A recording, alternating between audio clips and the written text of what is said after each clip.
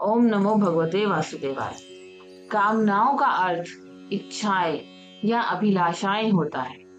कामनाओं के अनुसार विभिन्न देवताओं की उपासना तथा भगवत भक्ति के प्राधान्य का निर्माण करते समय हमें ये ध्यान रखना चाहिए कि प्रत्येक व्यक्ति की विभिन्न कामनाएं और आवश्यकताएं होती हैं और इन्हीं के अनुसार वह विभिन्न देवताओं की उपासना करते हैं।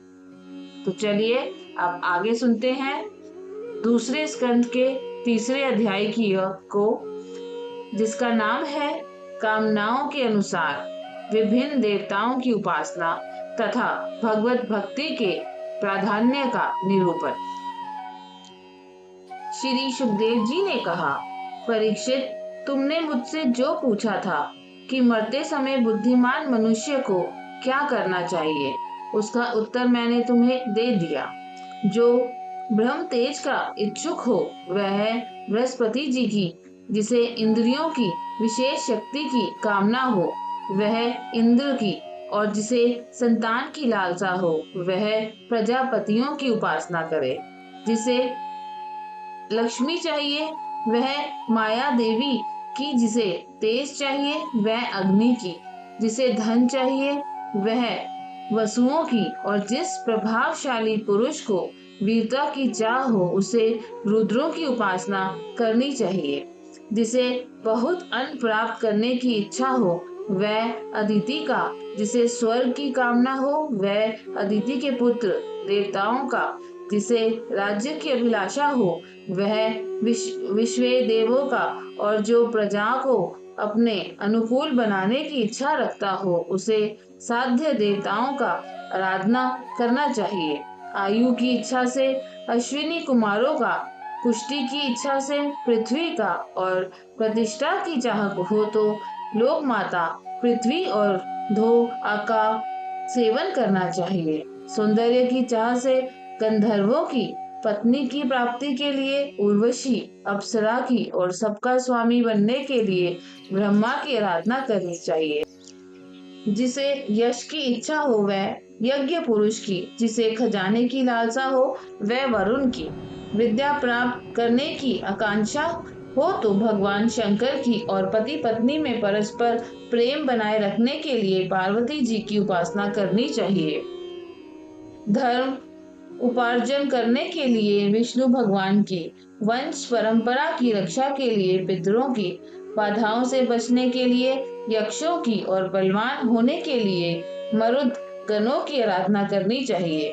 राज्य के लिए मनवंतरों के अधिपति देवों को, अभिचार के लिए निरति के भोगों के लिए चंद्रमा को, और निष्कामता प्राप्त करने के लिए परम पुरुष नारायण को भजना चाहिए।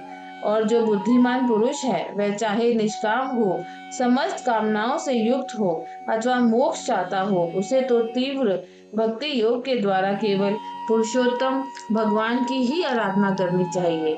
जितने भी उपासक हैं उनका सबसे बड़ा हित इसी में है कि वह भगवान के प्रेमी भक्तों का संग करके भगवान में अविचल प्रेम प्राप्त कर ले। ऐसे पुरुषों के सत्संग में जो भगवान की लीला कथाएं होती हैं उनसे उस दुर्लभ ज्ञान की प्राप्ति होती है, जिससे संसार सागर की त्रिगुणमयी तरंग मालाओं के थपेड़े शांत हो जाते हैं। हृदय शुद्ध होकर आनंद का अनुभव होने लगता है। इंद्रियों के विषयों में आसक्ति नहीं रहती। केवल मोक्ष का सर्वसम्मत मार्ग भक्ति योग प्राप्त हो जाता है। भगवान की ऐसी रसमयी कथाओं का चस्का लग जाने पर भला कौन ऐसा है जो उनमें प्रेम ना करे। शौनक जी ने कहा, सूत जी, राजा परीक्षित ने सुखदेव जी की ये बात सुनकर उनसे और क्या पूछा। वह तो सर्वज्ञ होने के साथ ही साथ मधुर वर्णन करने में भी बड़े निपुण थे।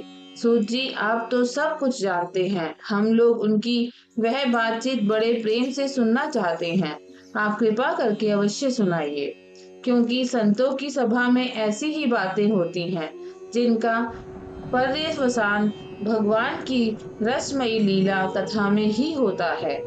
पांडुन नंदन महारथी राजा परीक्षित बड़े भगवत भक्त थे। बाल्यावस्था में खिलौनों से खेलते समय भी वह श्री कृष्ण लीला का ही रस लेते थे।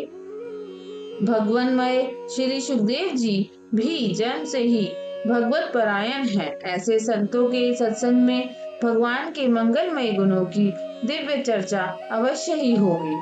जिसका समय भगवान श्री कृष्ण के गुणों के गान अथवा श्रवण में व्यतीत हो रहा है, उसके अतिरिक्त सभी मनुष्यों की आयु व्यर्थ जा रही है। ये भगवान सूर्य प्रतिदिन अपने उदय और अस्त से उनकी आयु छीनते जा रहे हैं। क्या वृक्ष नहीं जीते? क्या लुहार की धोकनी सांस नहीं लेती? गांव के अन्य पालतू पशु क्या मनुष्य पशु की ही तरह खाते पीते या मैथुन नहीं करते? जिसके कान में भगवान श्री कृष्ण की लीला कथा कभी नहीं पड़ी, वह नर पशु कुत्ते, ग्राम, सूकर, ऊंट और गधे से भी गया बीता है।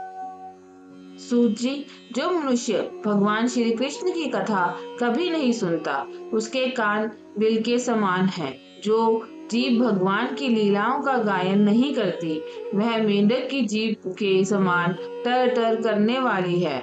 उसका तो न रहना ही अच्छा है। जो सिर कभी भगवान श्री कृष्ण के चरणों में झुकता नहीं, वह रेशमी वस्त्र से सुसज्जित और मुकुट से युक्त होने पर भी बोझा मात्र ही है।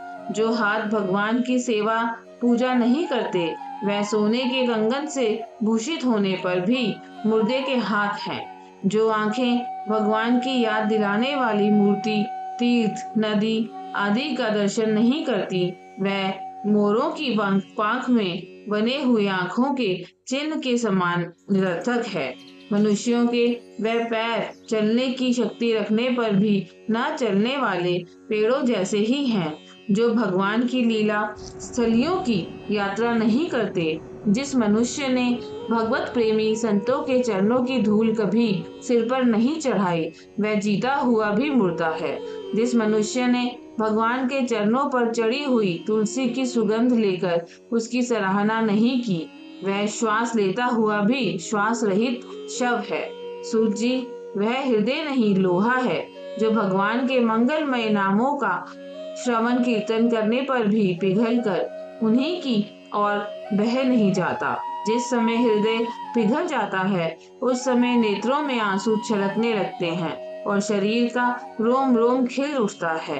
प्रिय सूत जी, आपकी वाणी हमारे हृदय को मधुरता से भर देती है। इसलिए भगवान के परम भक्त आत्मविद्या विशाल श्री सुखदेव जी ने परीक्षित के सुंदर प्रश्न करने पर जो कुछ कहा, वह संवाद आप कृपा करके हम लोगों को सुनाइए। ओम नमो भगवते वासुदेवाय।